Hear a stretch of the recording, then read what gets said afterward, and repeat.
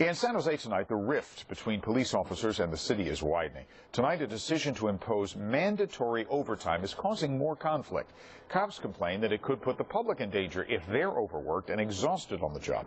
ABC 7 News reporter David Louie has more now from San Jose Police Headquarters.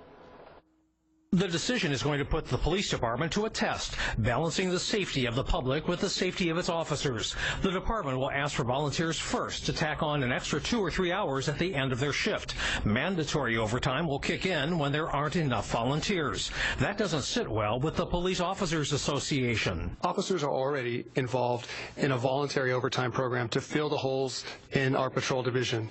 Now this mandatory overtime is another sign that the City Council has failed to address the problems that are driving our officers away and keeping our neighborhoods unsafe. Gonzalez is putting in a dig at City Council members for their pension reform campaign that has driven veteran officers and even new recruits to jump ship and join other police agencies. The city currently has 888 sworn officers. That's 221 below authorized strength.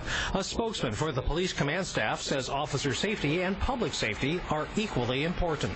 We don't want to put officers in harm's way, nor do we want to go ahead and jeopardize the public as a result of an officer being tired. And we understand that. Our administration understands that. And at the end of the day, we want every officer to be safe, and we also want to be able to provide the core services to our public.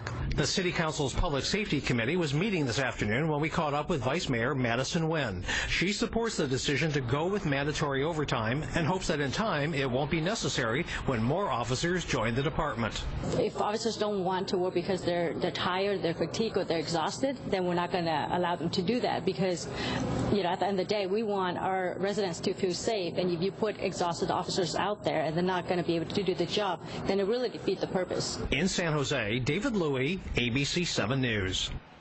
A man has